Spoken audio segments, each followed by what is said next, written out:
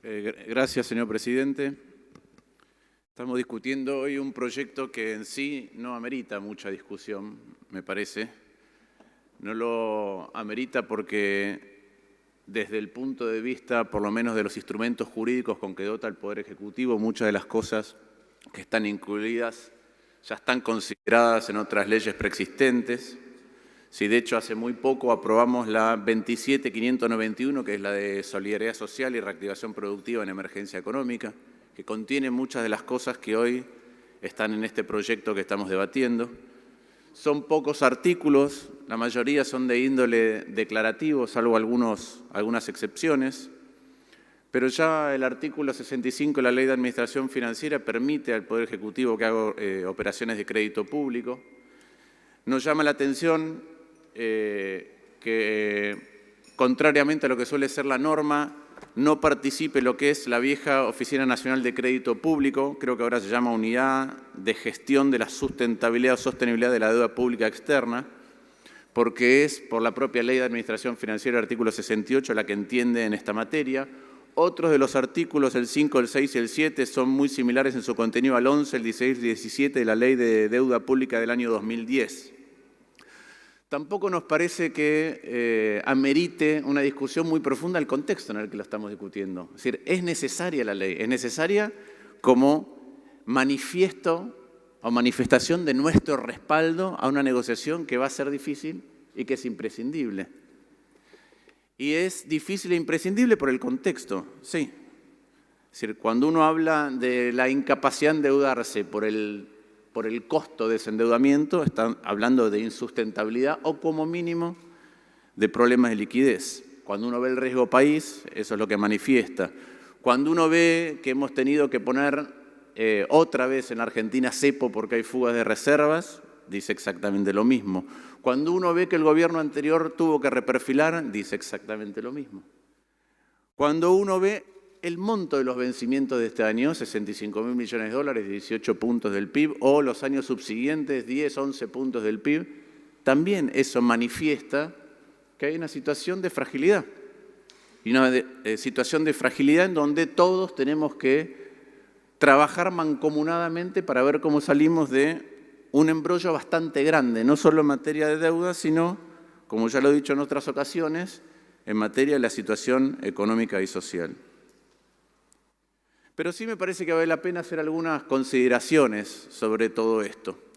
Primero, la ley se refiere, o el proyecto de ley se refiere solamente a la deuda con legislación extranjera. Eso es el 45% de la deuda.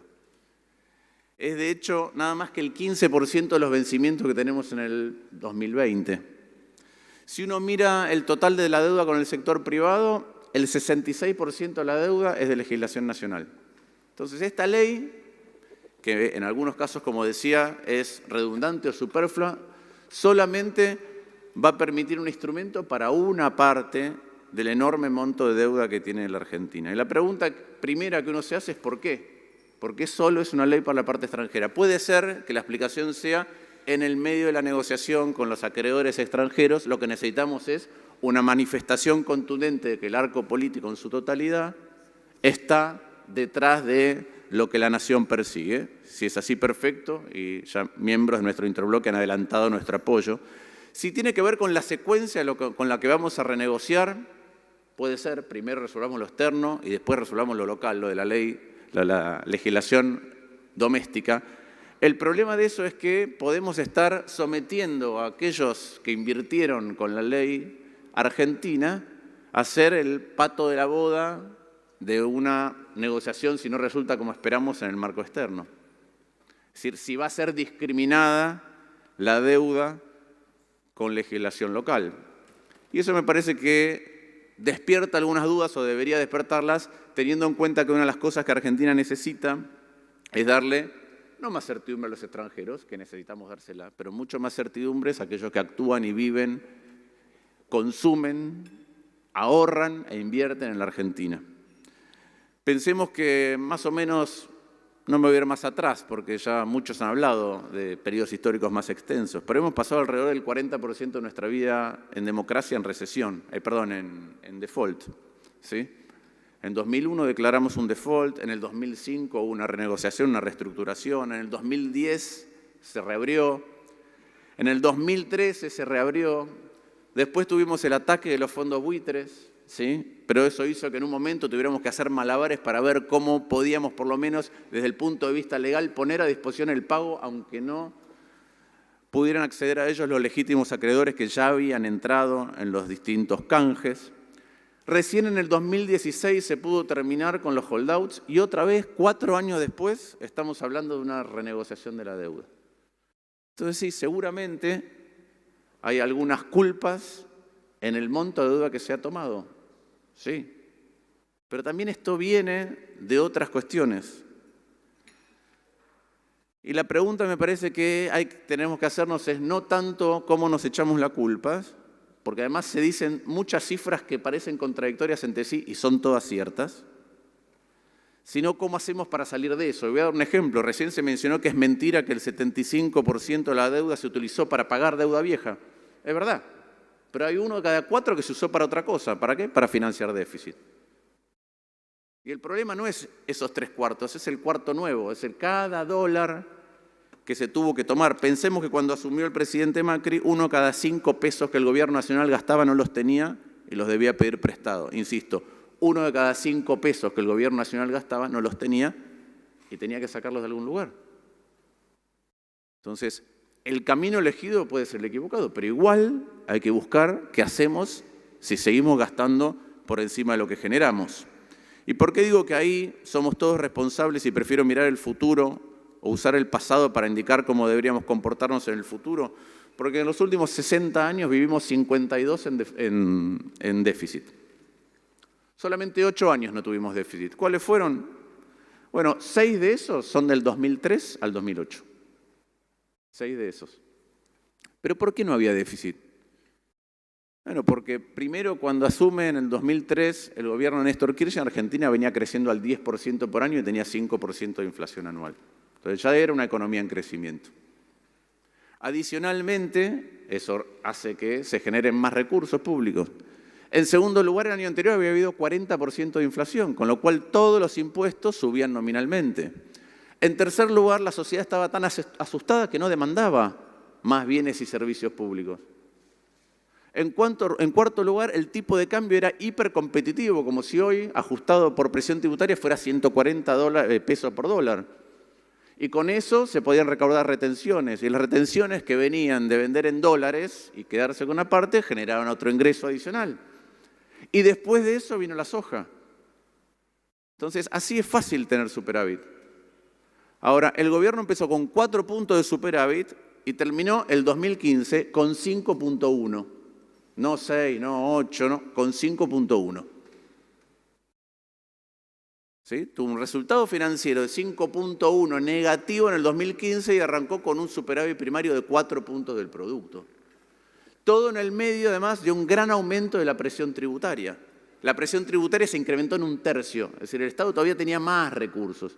Y aún así, la diferencia entre uno y otro lado es que nos comimos 8 puntos, pasando de superávit a déficit. Y el déficit, como decía, después hay que pagarlo. Y uno puede elegir distintas maneras de pagarlo, pero hay que pagarlo. Lo puede pagar con cuasimonedas, lo puede pagar emitiendo, lo puede pagar emitiendo bonos, lo puede pagar emitiéndole bonos a Venezuela, lo puede pagar emitiéndole bonos al PAMI, al ANSES, al Banco Central. Hay muchas maneras de hacerlo.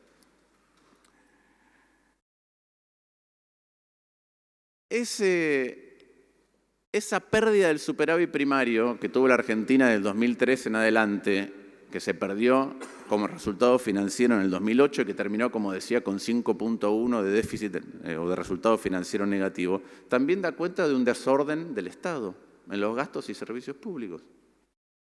Y eso nos atañe a todos, en el pasado y sobre todo en el futuro, si lo que no queremos a partir de la discusión que estamos dando hoy, además de darle nuestro aval al gobierno nacional tendiente a la renegociación o reestructuración de la deuda, si no queremos además volver a esta película repetida, porque es en definitiva una película repetida. Y ahí hay algunas cosas que así como reconocemos la situación de fragilidad y los errores acumulados, también vale la pena discutir algunas cosas que se dicen que no son ciertas, no para señalar, sino para entrar en un entendimiento de qué cosas, a fuerza de repetirse, pueden volver a desencadenar un inconveniente. La verdad que el único desendeudamiento real es el endeudamiento cuando hay superávit fiscal. Porque ahí tengo recaudo más de lo que gasto y destino parte a cancelar deuda.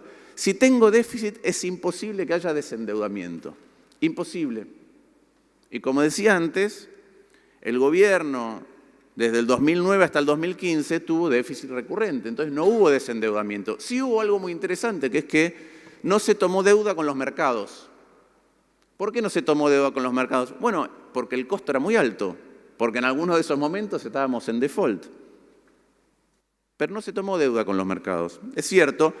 Es importante, ¿por qué? Y porque los mercados la exigen el día del vencimiento. En cambio, si la tomo internamente, tengo distintas maneras de esquivarle el bulto. Pero siempre es haciéndole pagar a alguien, posponer los problemas. Siempre. Y voy a dar algunos ejemplos. Lo que se llama deuda intrasector público, que hoy todavía es casi el 40% de la deuda pública que tenemos. Pero eso arrancó siendo 4 puntos del PBI en el año 2004 y en el año 2015 terminó siendo 31 puntos del PBI. 31 puntos del PBI, deuda intrasector público. ¿Qué es deuda intrasector público?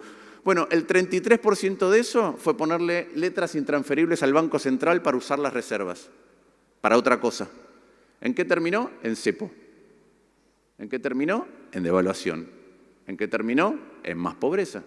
¿En qué terminó? En falta de crecimiento, porque en los últimos 4 años del gobierno de la presidenta Cristina Fernández de Kirchner, el PBI por habitante cayó 3%. ¿Qué más es deuda intrasector público? Bueno, por ejemplo, la deuda que se le colocaba el 9% es la deuda que se le colocó en CES, con SER. Cuando la inflación que reconocía el gobierno no era la verdadera, es decir, se colocaba deuda más barata que la inflación. ¿Eso qué es? Plata que pierden los jubilados, o por lo menos los jubilados de mañana, con el Fondo de Garantía de Sustentabilidad.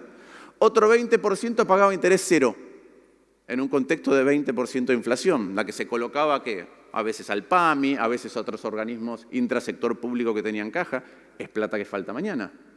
Eso no es desendeudamiento. Es cierto, no van a venir todos los jubilados de un día a otro cuando vencen esas letras a decirnos dénnosla, o el Banco Central. Bueno, porque lo podemos arreglar entre nosotros, pero es igual de grave.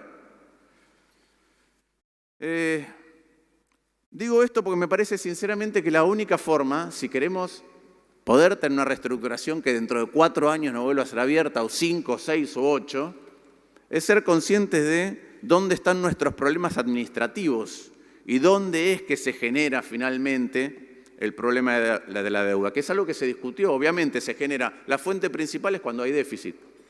Ahora, si tengo que renovar deuda y no me tienen confianza, la renuevo cada vez más cara, el taxi aumenta más todavía la factura.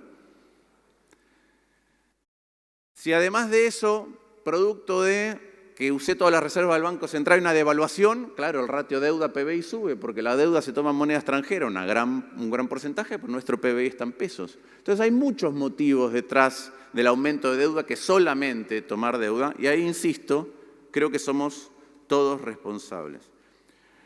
Vuelvo al punto de cómo vamos a tratar a la deuda de legislación doméstica, porque este es un Estado que cobra muchos impuestos, le cobra cada vez más a la clase media, y ya discutimos la vez pasada con la ley de solidaridad, que le cobra más todavía a la clase media, y sin embargo nunca le alcanza la plata, por eso tenemos tanta deuda, ¿no?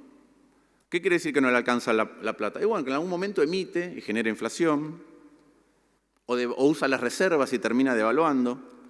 Cuando no hace eso, hace un ahorro forzoso. Cuando no hace eso, hace un plan Bonex, o después otro plan Bonex. Cuando no es eso, pone un corralito. Además lo tiene que complementar con un corralón. Después tiene que especificar por fuerza.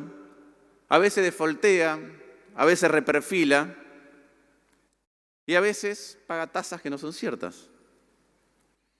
Entonces, esta es la manera en que, a pesar de tener un Estado que tiene más plata, venimos estafando a la gente con el Estado. Le hacemos pagar más impuestos, no le damos ni los bienes y servicios que le corresponden, y además, tarde o temprano, le extraemos más plata de manera compulsiva. Digo esto porque otro de los elementos que no se considera para ver si la deuda es sostenible o no, no solo es la tasa a la que nos endeudamos, sino si somos capaces de crecer. Y Argentina, hace 60 años que crece menos que la mitad del resto del mundo, crece un promedio de 2% por año. Y es cierto, ha habido algunos episodios donde se ha crecido más, pero un tercio del crecimiento del 2003 al 2008 es rebote. Y después viene la situación donde tenemos un tipo de cambio recontra competitivo y un superávit fiscal heredado y la soja, pero no sabemos todavía, o no estamos discutiendo cómo crecer en serio. Y para crecer en serio vamos a tener que invertir y sobre todo invertir en sectores que exportan. ¿Por qué? Porque siempre hablamos de que hay que alimentar el consumo, pero hay algo muy sencillo, que es cada una de las cosas que consumimos, directo o indirectamente, tienen un componente importado. Si duplicamos el consumo, vamos a duplicar los dólares que necesitamos del exterior. Y para no necesitarlos del exterior, deberíamos poder producirlos y generar nosotros, y eso es exportar. Ahora, estafando permanentemente es muy difícil incentivar la inversión, que hace mucho tiempo, que está muy por debajo de lo que Argentina necesita para poder crecer de manera definitiva. Naturalmente que cuanto más propendemos a incumplir con nuestros compromisos, más difícil es tener una tasa de interés barata a la que endeudarse. Y creo que esta es la discusión es cómo salimos de este galimatía, de este problema, y encaramos el futuro. Y es cierto, el gobierno actual se tiene que hacer cargo de errores, se tiene que hacer cargo de una situación de base frágil, se tiene que hacer cargo de las inconsistencias que ha acumulado el gobierno anterior y todos los anteriores también. Porque la historia de nuestra deuda pública es esa, no es solamente la historia de un gobierno.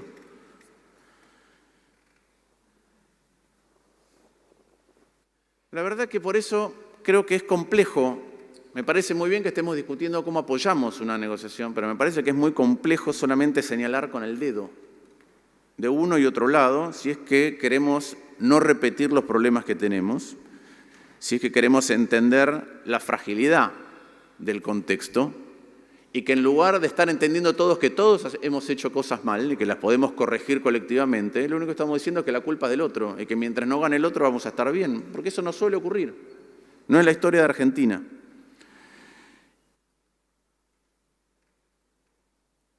Además, porque ha habido en todos los casos mala praxis con el endeudamiento y la resolución del endeudamiento. Y por eso es que es muy bueno que podamos trabajarlo en conjunto, ¿no? Ya he mencionado bonos venezolanos. Hoy el ministro Guzmán dijo que la renegociación con el Club de París tiene una tasa que es insostenible. Esa renegociación con el Club de París, igual que la fortuna que se le pagó a Repsol, fue cuando el gobierno anterior estaba desesperado por tener acceso a los mercados. Y de nuestro lado van a encontrar colaboración, como la encontraron en otras ocasiones. Yo fui parte, y algunos están acá, de una comitiva que viajó a Estados Unidos para ver si podíamos lograr que la Corte Suprema tomara el caso de la deuda argentina. También acerqué soluciones que estuvieron cerca de implementarse para ver cómo poder resolver el problema de los holdouts durante el gobierno de la presidenta Cristina Fernández de Kirchner. Entonces lo que digo es, hay voluntad de trabajar en serio. Lo que nos parece un poco complicado es que alguien nos diga que solamente tenemos que confiar, ¿no? Porque además las últimas manifestaciones y accionares, tanto en la provincia de Buenos Aires como lo que dijo el propio Guzmán, como la baja adhesión del canje de los bonos en pesos que se acaban de hacer, da cuentas de dificultades objetivas que están afuera, pero también de dificultades subjetivas, de dificultades que pueden provenir a veces de soberbia, a veces de prejuicio, a veces sencillamente de la falta de diálogo entre nosotros. Señor senador, y la verdad, acordamos ceñirnos al reglamento 20 minutos, por favor. Ahí estoy terminando. Le aviso. Muchas gracias, presidente. Por eso me parece que esta es una sanción necesaria para dar mayor poder y mayor capacidad y más instrumentos y más respaldo a aquellos encargados de negociar, pero también debemos encarar esas negociaciones y la discusión sobre cómo tienen lugar con otro tipo de confianza entre nosotros, pensando que la construcción de una Argentina colectiva es posible. Ojalá que este sea el primero de muchos pasos y ojalá que el Gobierno Nacional y los negociadores tengan la capacidad, el apoyo y los conocimientos técnicos y el temple que hace falta para llevar a cabo una renegociación que, como se ha dicho acá y en otros lugares, va a ser difícil. Muchas gracias.